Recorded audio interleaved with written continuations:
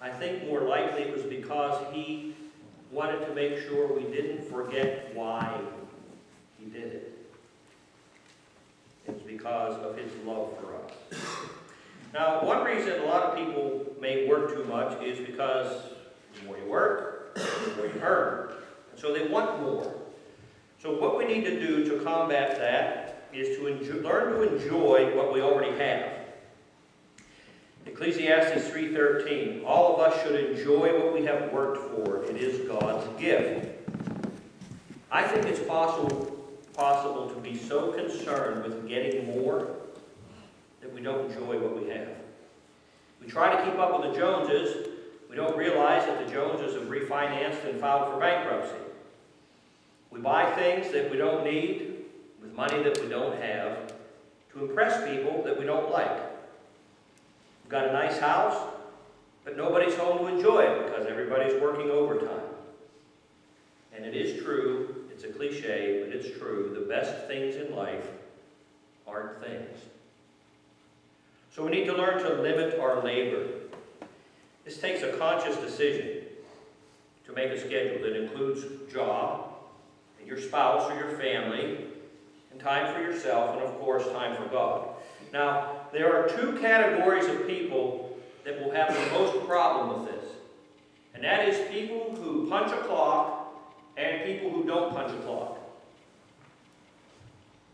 In other words, everybody. Because if you punch a clock, and I've had jobs where I had to punch a clock, the more you're on the clock, the more money you get. Right? So it's easy. Can you stay an extra hour? Sure. Can you come in on Saturday? Sure. In fact, they even reward you if you work overtime. They'll pay you time and a half or whatever. Now, this is not just a problem for people who punch a clock. It's also a problem for people who don't. I'm in that category. Because when you have a job that you don't punch the clock, then you're never really done. There's always something more to do. You can't do this. Cha-ching. I'm going home now. I'm done for the day. That never happens. I had somebody ask me after the early service today, are you on call all the time? Yeah. You mean I could call you 24/7? Yes. Well, that's not right. So, well, that's the problem when you have this kind of job. It's easy to make every day a work day. There are lots of folks, entrepreneurs, people that are self-employed. If you run your own business, it's easy to make every day a work day. It's easy to say, next week I'll take a day off. Exodus 29:10 says you have 6 days in which to do your work, but the 7th day is to be a day of rest dedicated to me. Now, this is the 4th commandment. This is one of the big ones.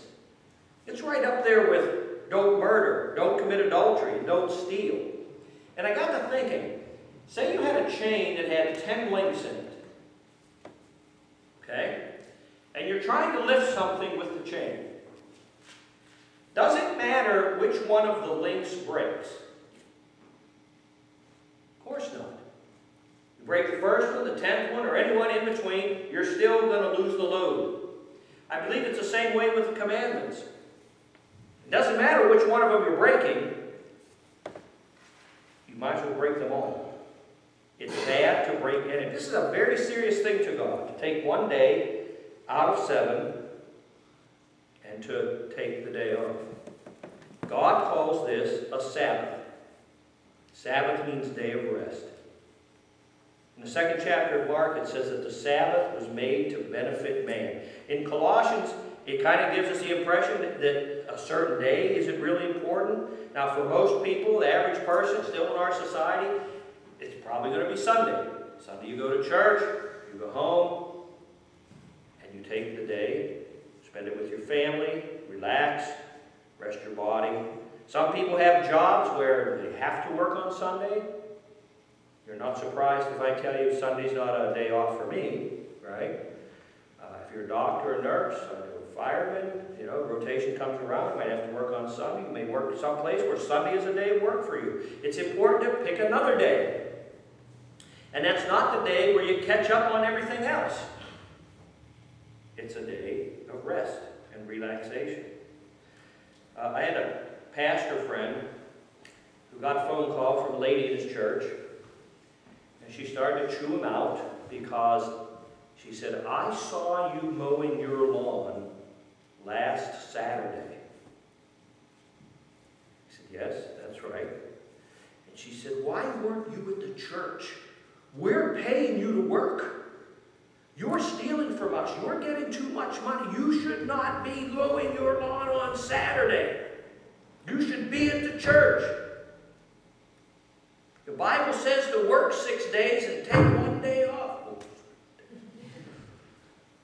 And he said, "Well, the Bible says in 6 days you should do all your work. I have work at home to do too."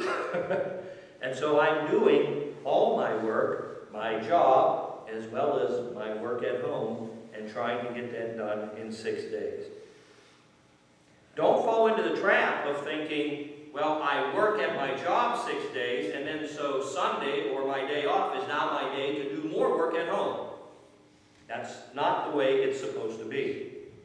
I've had trouble for 30-some years making the shift from growing up in a blue-collar household where my dad worked in the mill, and Sunday came and we went to church, and he had a list of things that we weren't allowed to do on Sunday. We didn't mow the lawn, we didn't go shopping, we didn't go out to eat.